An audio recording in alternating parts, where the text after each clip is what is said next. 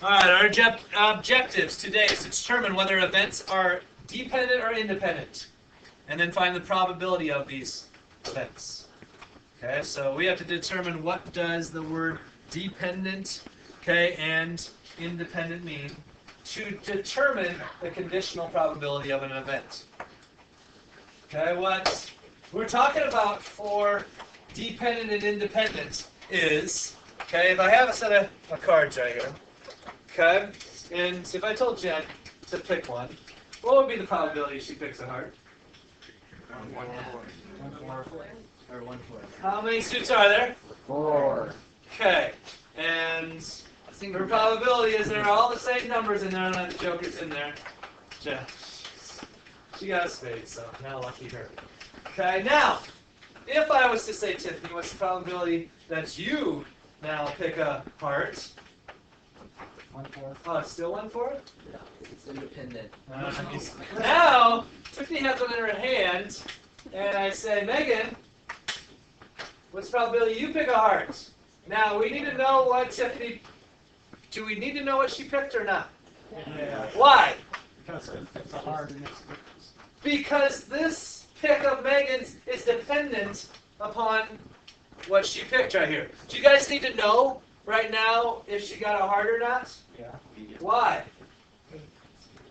What's the probability? Okay, go ahead. Let's see if we win. So, what'd you get, Tiffany, over here, first of all? Yeah, she wasn't so good.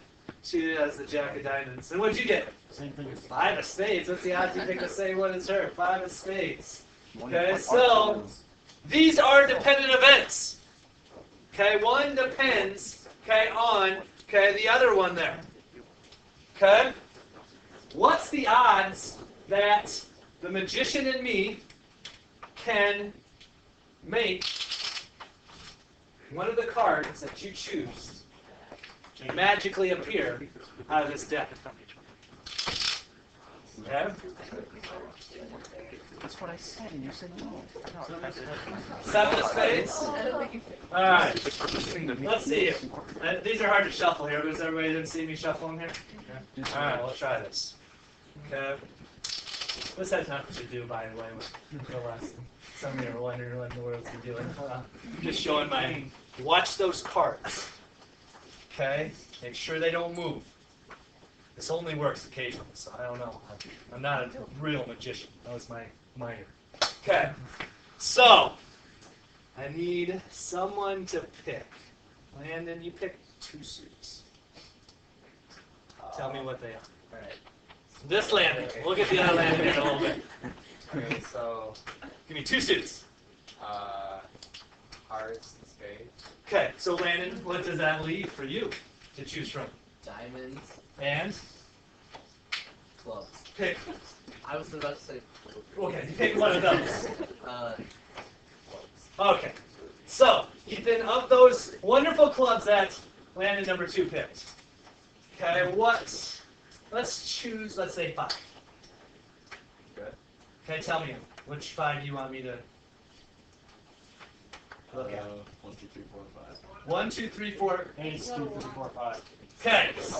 Ace, 2, 3. Riley, why don't you pick 5 of them that remain from what he chose? Okay. So what's that leave for you, Jenna?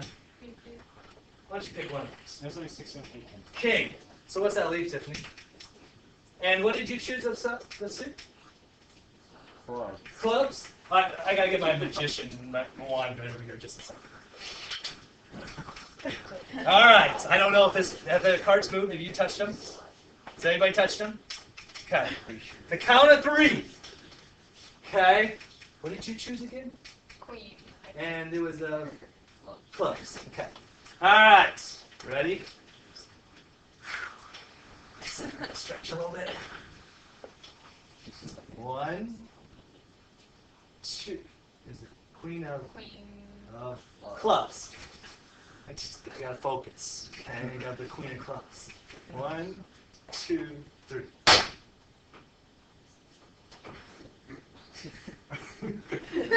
Go ahead, flip it over. See if it's on top.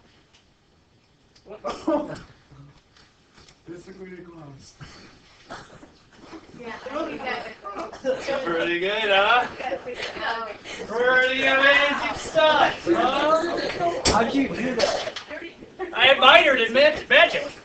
Magicians how don't do tell you do that, though? magicians don't tell their tricks. Yeah, they do. It's No, so they fun to don't. Spread it. No way. That's a good probability right there. What's the probability that I could have? 1 out of 52. But I just made a pop from wherever it was, just like that. Card tricks are like nothing more than just a skill. They are. All right. So what we're talking about that here is real is, first of all, we're going to talk about independent events. Okay, independent events is if I would have done this trick again, what's the probability that I would have got it right the second time? Okay, what's the probability that I got it right the first time? 1 out of 52. And the probability that I get it right twice in a row, magicians never do their tricks twice in a row, but if I were to do this trick again, okay, is this a dependent or independent of my first results? Independent. Okay, independent occurrences of one event does not affect the probability of the other. It's kind of like flipping a coin. If you flipped a coin once, okay, the second time you flip it, does the coin know what it was flipped the first time? No. Okay, so it has a 50-50 chance every time that we go about, okay, flipping these things. Okay, independent events, you're basically going to take the probability of the first event and multiply it, and this is the, okay, way you're going to write the notation, the probability of A, and multiply it by the probability of B. Okay, if I was to have a 6-sided, and they say a cube, not a dice, and on those 6 sides, we're labeled 1, 2, 2, 3, 3, 3. So it's not an equally likelihood of getting a 1 versus a 2 versus a 3. The odds of getting a 3 are better than a 2 and a 1. Okay? You don't have to worry about the next part right here. Okay, that's in the next question. What is the probability that I toss a 2 and then a 2? Write it down on your board. Roll a 2 and a 2. So I got a 6-sided cube, I roll it. 2 pops up, yeah. Roll it again. Are these events dependent or independent? Independent. Yes, these are independent events. Okay, one does not affect the other one right there. So your probability of getting a 2, okay, is, okay, well, there are 2 2s out of the 6-sided dice. So there is a probability, okay, that this thing is going to have, okay, 1/3, okay, 2/6 probability. And you have to multiply those together because they are, okay, independent of each other. Okay, which you have to have a success in both of them that occur. Now, what's the probability of tossing a red and a white and then a yellow?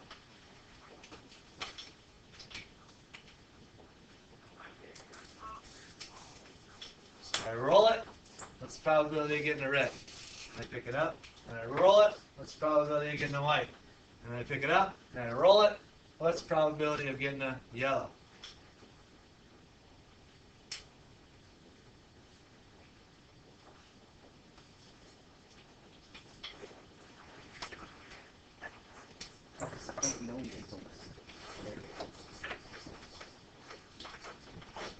This is independent.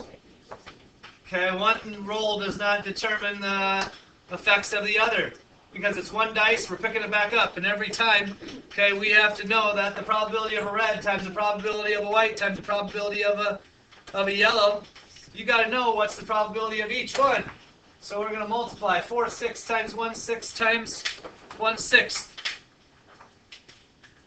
You could cross cancel or cancel that 4/6 to 2/3 and come up with 1/54.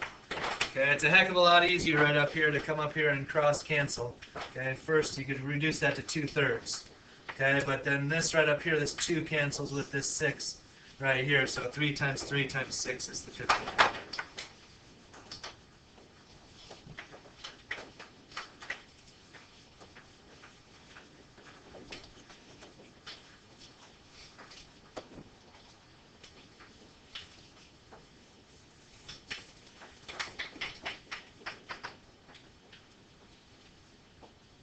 probability of rolling a 6 on one cube and a 6 on another?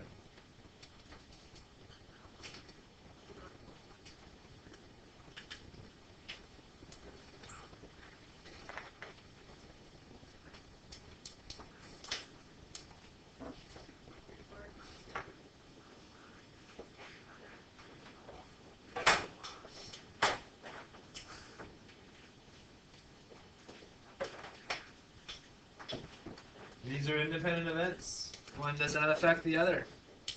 Okay, you have a 1 in 6 chance of rolling a 6 the first time, and a 1 in 6 chance of rolling the second time.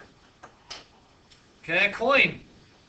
Every time it's going to be, regardless of what you get, every time you're going to have a 1 out of 2 chance of getting heads and 1 out of 2 chance, okay, of getting tails.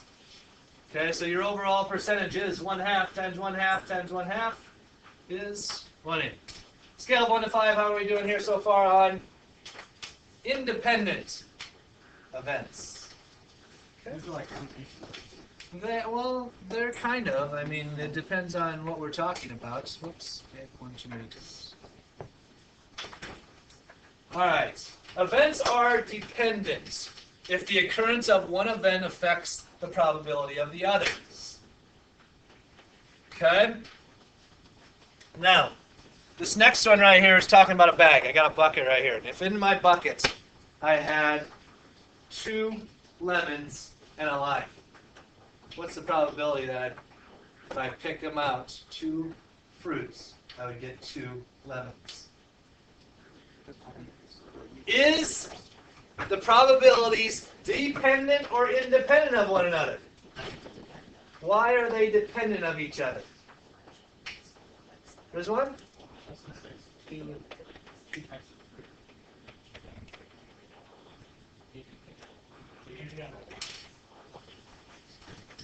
Exactly. And I believe this diagram is explaining exactly what you said. If there's 3 fruits, okay, in here, 2 lemons and a lime, okay, the first time I have a chance of picking a lemon. Out of the 3 things, don't I have a 2/3 chance of getting a lemon? And only a 1/3 chance of getting a lime. Now, if I pick a lime out the first time, what's the probability that I'm going to pick a lemon out the next time? 100%, because there's no more limes in there. Okay? All right. Go eat. We'll pause this thing and come back after we feed our stomachs. Oh, I will. I enjoy chicken.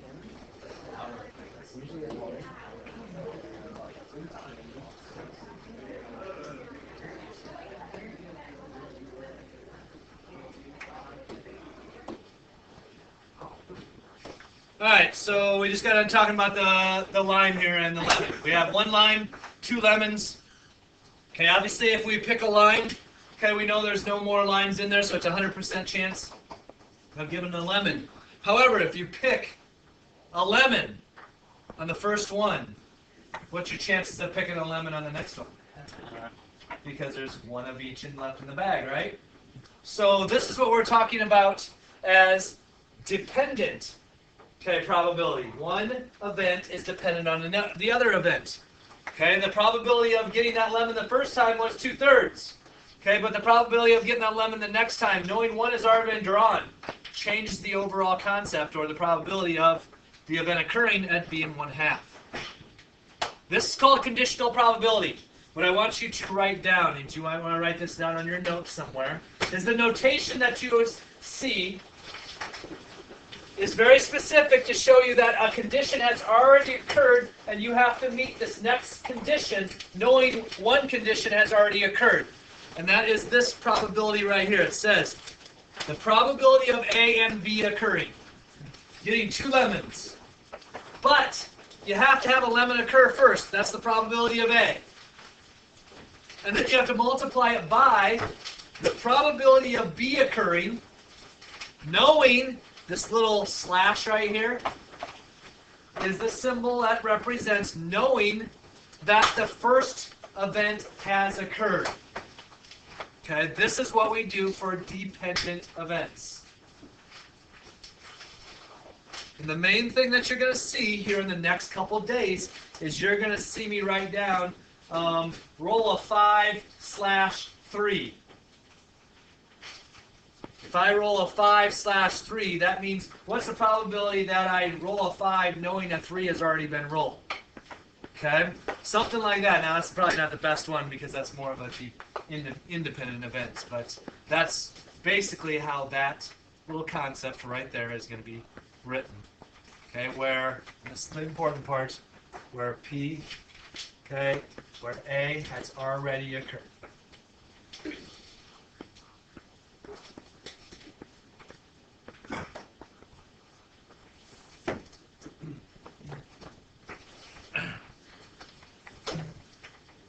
Alright, so if I have two number cubes, okay, I don't have a yellow one here, but I have a white one and I have a red one here. Okay, is this going to be dependent or independent event that's occurring? If two number cubes are rolled, one's white and one's yellow, explain why these events are dependent on each other. Okay, if the white cube shows a 6 and the sum is greater than 9, why is this a dependent event? What has to happen first for this to occur? On the first view, it has to be like greater than a certain number first, you can have a chance to get raised. No. What does the first cube has to be something else besides that? What's it say the first cube has to show? The first cube has to show a 6. So if I roll this, what's the probability that I roll this? Being the magician that I am, I know it's not fair, but okay, what would be the probability that I roll a 6? Okay. Yeah, I got a 6. Okay.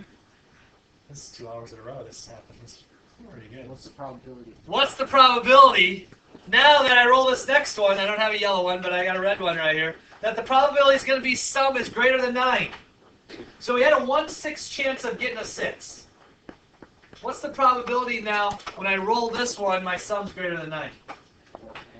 Where's the 1/2 come from? Because you gotta get 4 or 5. I got to get a 4, a 5, or a 6 for this to occur. Okay, and there's 3 of them there. This is exactly what I rolled third hour, or second hour. Okay, I got a 3. Okay, so the probability of that occurring right there, okay, would have been, okay, we know that these right here are dependent events. The sum of getting a 6 is 1/6. The sum of getting greater than, okay, 9, there's 3 choices. Rolling a 6 plus 4, 6 plus 5, or 6 plus 6, which is 1/2. And the probability of both of these occurring, okay, is multiplying those events, knowing A has occurred, and we get a value of 120. Okay, so that's less than a 10% chance, okay, of that occurring.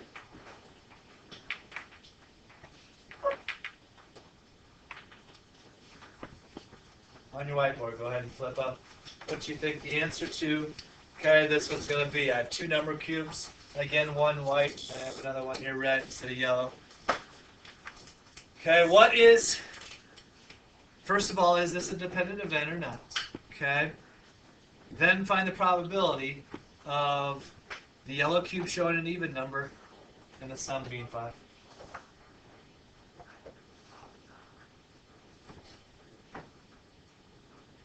What do you think, Annie? Is this dependent or independent?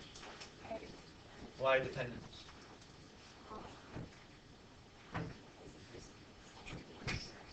Yeah, the first one. The second dice is dependent on whether or not the first one was even or not. So the chance of that first one being even is obviously 3 choices, 2, 4, 6. Okay. So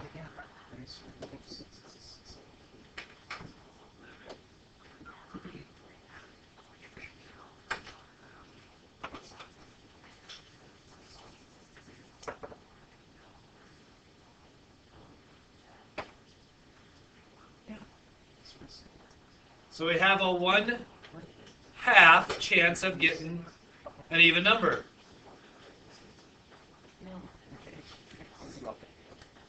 is How many chances of it being a sum of 5? 1/3. 1/3. How do you come up with 1/3? Because you gotta have a 1 or a 3. Can't have 6 run up to 5. 1/3. Maybe not. The sum is going to be 5. What choices do we have to pick from?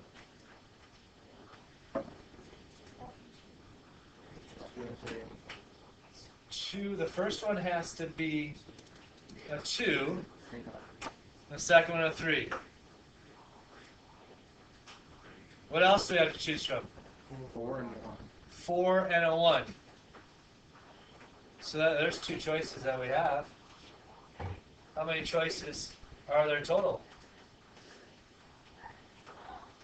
Because that first one had to be an even number, how many total choices were there for the combinations that we would have had? Okay, we have 18 total choices because there would have been 36 combinations of 2 dice that were there. But when that first one's even, that means there's only 18 combinations with that first one being an even number. So that means with the sum being 5, there's only 2 choices that we could have had out of those 18, which is 1/9. How do you get 36? Like, how does that? 6 for this dice and 6 for this dice for a total of 36 combinations. Oh yeah. So yellow, okay, is going to be even, and a sum of 5. We have 1/2, okay, times the 1/9, which is 1/18. Looks on your faces just looking like this is becoming fun, huh? No? Well, let's try some.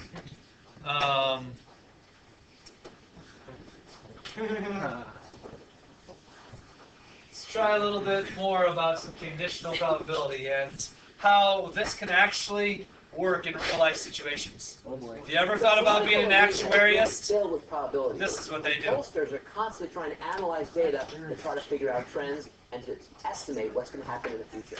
Let's take a look at some political probabilities for ourselves. Crunch numbers. So here's some data. We have the largest Texas county votes for presidents in the 2004 Actuaries presidential election of thousands for the top 5 counties. So you can see the counties. For each county, how many people voted for Bush, how many voted for Kerry, and how many voted for someone else. Here's the first thing I want us to take a look at, this probability. So given that a voter is from Travis County, the question is, what is the probability that the voter voted for John Kerry? Okay, so we're given the fact that the voter came from Travis County. So we're just looking here at this particular row. And the question is, what's the probability that that person voted for John Kerry? Well, we know that there are 197,000 people that voted for John Kerry. So we have 197 people that did vote for John Kerry from Travis County out of, well, how many people voted from Travis County? Well, we have to add up 148 plus 197 plus 5. And when we do that, we get 350. And so if we work this out on a calculator, we get approximately 0.563. So the probability that this person from Travis County actually voted for John Kerry was a little bit more than 50-50, 0.563 or 56.3%. Okay, now I want us to compare that question to this question. Let's find the probability that a voter was from Harris County and voted for George Bush. Now, can you see the difference between these two questions? The first question, we were told that the voter came from Travis County. So that automatically just restricted our consideration to this Travis County data. Here, I want to find the probability that both of these things happened. The probability that the voter was from Harris County and that the voter voted for George Bush. And so here we see that, in fact, these are, in fact, dependent events because, of course, depending upon the county, it also gives us different information as to who voted for Bush, who voted for Kerry, and who voted for someone else. So let's figure out how we would actually analyze this. Well, now, what are the possibilities? This is just a voter. So we don't know where the person came from. We have to now add up all the total sum of all voters from these 5 counties, because that person came from some of them. That person is one of all of them. So if we add up all of these numbers and all of these numbers and all of these numbers, what we see is a total of 3,125 thousands. That's the total. Now, how many of those voters came from Harris County and voted for George Bush? Well, we look here and we see came from Harris County and voted for George Bush. That's 581 of them. So 581 came from Harris County and voted for George Bush. So therefore, 581 out of the entire group of people that voted from these 5 counties, that ratio represents the probability that a voter was both from Harris County and voted for George Bush. Put into that compound probability. So that's the answer. If you want to estimate that on a calculator, you'd see 0.186. You can see it's not that likely that, in fact, you both were selected at random, and it turns out you were from Harris County and also voted for George Bush. You can see that as you add extra things on, I want you to be from Harris County, and I want you to vote for George Bush, well, that makes things much more restrictive. And so therefore, probabilities drop. That's just one example of how they're using the probabilities. Like I said, if you ever look into the actuary field, which is dealing with this type of probabilities, just crunching numbers, trying to predict trends, you do use a lot of this information that you're finding here. All right. So, with my wonderful standard deck of cards that apparently knows how to pick the top card randomly, what would be the probability that we would get a flush? So first thing we need to know is, as we do this, somebody needs to know what's a flush. 5 of what? 5 of 1 suit. 5 of 1 suit. Okay, so it says 5-card stud poker. So go ahead, pick the first one. Okay, right here, she just picked them at random. So she picked a spade. What was the probability that she was going to pick a spade? 1/4. Okay, now Jen over here, we have to get a flush. So what's the probability right now that she's going to help this flush? Is it 1/4? No. Why not? There's a spade out of here, so go ahead, now pick your card. What's the probability that she picks that is a spade? 13 out of 51. How many cards are in a suit? 13. How many cards are in the deck? 52. So how many cards did she have to choose from to choose this next spade? 51. And how many of those spades were there that she could have chose? 12. So she has 12 out of 51. Okay? So now if she did pick one, which, and she ruined it for us already, Annie, when she picked this, okay, she needed a spade. Okay, what's the probability that Annie would have got a spade knowing that, let's say Jen got a spade. Okay. Now what's the probability for Annie? 1/5. 11/50. Because this right here is what we're talking about dependent. One is dependent on the other. The probability of spade. Then the next one's the probability of spade knowing that A was a spade. C's the probability of spade knowing that A and B were spades. D's a spade knowing A, B, and C were spades. And what's the probability of E knowing A, B, C, D were spades? Wow. Okay, this is what we're talking about, okay, for what we talking about conditional probabilities. For the next one to occur, the previous one would have had to have been a success already.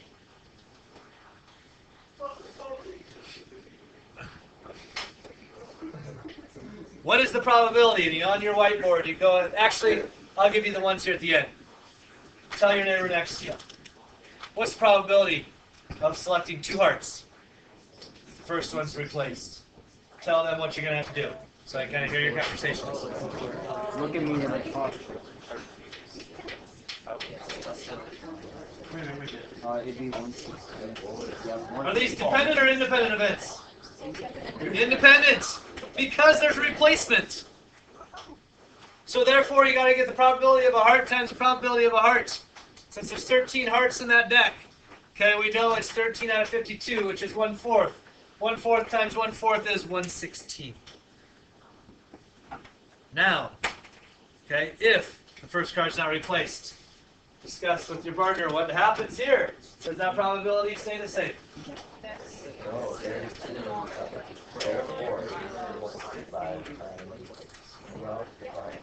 Because there is no replacement, these are independent events. Or sorry, dependent events upon each other. Wow. So you have to do What's it? the probability of a heart and multiply it by the probability of a heart knowing one heart's been chosen. So we had 1/4, which is 13 50-seconds. And then we have 12 51sts to give us an answer of 1/17. Woo! How about a queen? I gotta write them down. Oh wait, it's this.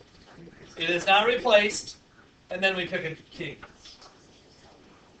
Talk to your neighbor about that. What's the probability of getting a queen and then a king without a replacement?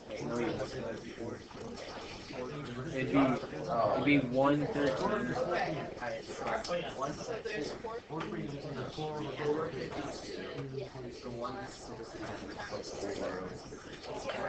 Wait. Yeah, that's 113. I'm right. Since it's not replaced, we know this is a dependent event. One's dependent on the other one's probability. So we have to figure out the probability of a queen. How many queens are there in a deck? 4. Okay. So we figure out there's 4 queens and 4 kings. But when you choose the kings, there's no longer 52 cards in the deck. There's now 51 cards because you chose a queen already. Okay, and therefore it is 4 over 52 times 4 over 51. Okay, which the odds are not too good of getting a queen and a king. Hey, speak editing my favor. How about if I have 10 beads? 2 are black, 3 are white, and 5 are red.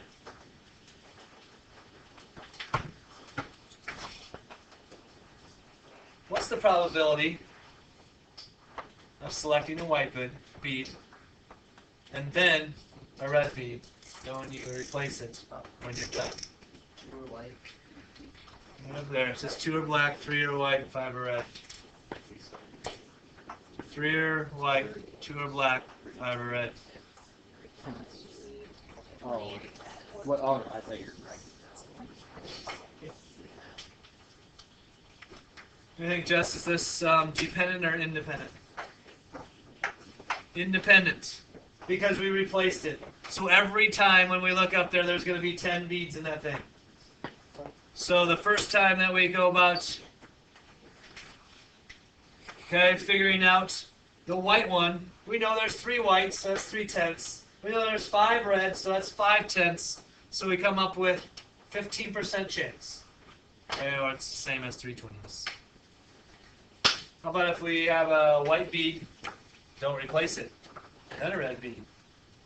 George, does that change things? Yes. How does that change things? Because out of the die, it's not replacement. Go. So since there is not replacement, okay, we know that it's 3 out of 10, but instead of 5 out of 10, we know now it's 5 out of 9 because we had a success in the first one. There's that bead's no longer in there to choose for the second one. This is a conditional probability, knowing that the first probability occurred. It is dependent on what happened the first time. Selecting 3 non-red beads without replacement.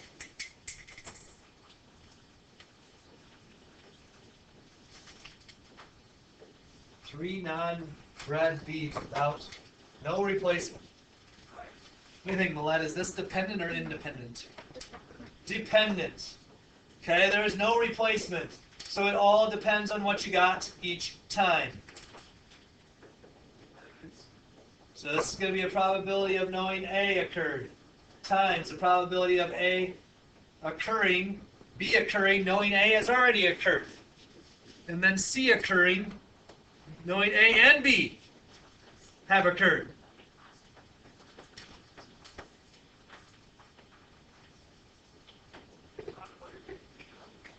So my first question would be now, what is non-red? What's the probability of non-red being chosen? 5/10. Okay. And then, Riley, what do we have for getting another non-red after the first one's been chosen?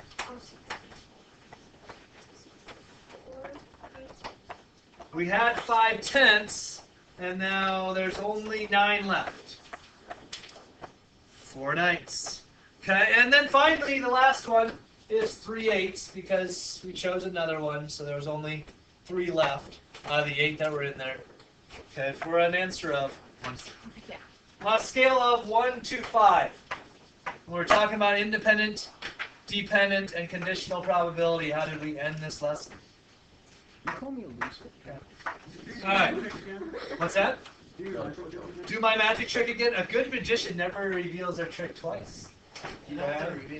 You never revealed it once. Never reveals it once. Yeah, you never revealed it. I know. If I say it the second time, you guys will pick up on the trick, because it's you'll be really watching to see every little move I do. Do you think you figured it out already? I think you just got lucky. I got lucky. I don't think I got lucky. No. All right, so we'll do it one more time so you guys can see it. All right, shuffle it up.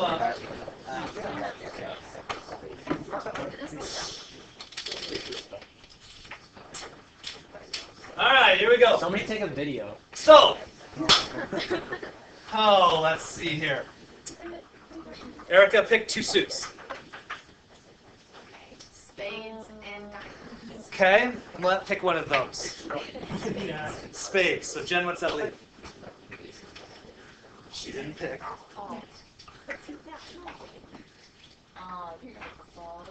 that she didn't pick. Leaves a diamond, right? Okay, so Rizwan, pick 5 diamonds. 2, 3, 4, 5. 2, 3, 4, 5. Okay? So 6. That would help to get Don't 5. do them in order. You gotta mix them. Okay? You gotta mix them all up. So Yeah, screw. okay, so you give me 5 of them. Screw around with them. Fine. Jack 1. There's no 1. Oh, ace. Okay? Did he say 2? Jack eight. Yes. 7. Queen. 9. Okay, so George, why don't you pick 3 of those that he just picked? Queen, king, ace. No, you didn't know which ones you picked? No, those were it. Those are ones? I didn't say king though.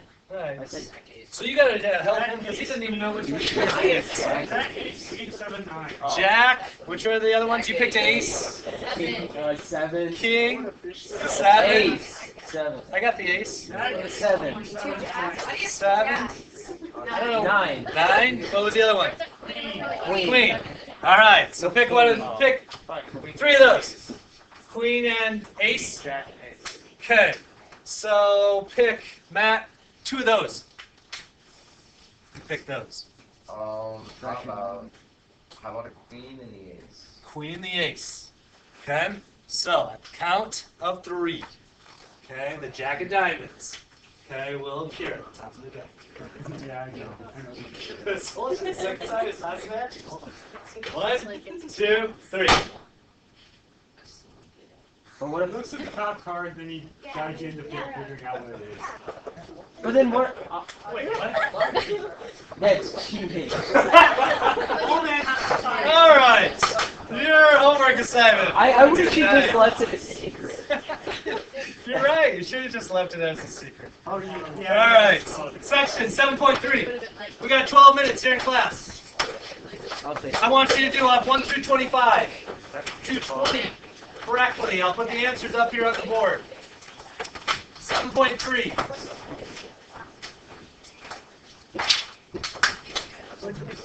Homework this term. I'm going to go back to a different way of grading homework. Those that had me last year, it's not new. Okay, with the 100-point total system. So just I will explain that again a little bit more in the future. If you're on top of your homework, it's a good system. If you don't do your homework, it's not a good system. Okay? So, all right. There's those problems. Here is your answers that are right up here to those. Are they gonna be on the website? What? The answers are already on the website. The homework assignment is not there yet. Okay. Okay, but the answers are.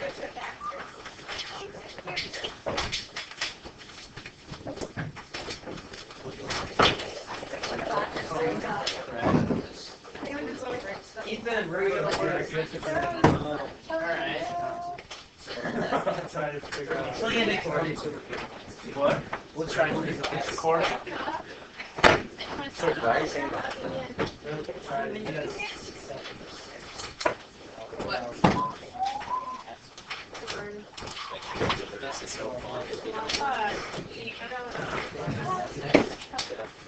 I would have felt bad because then you would have like put it One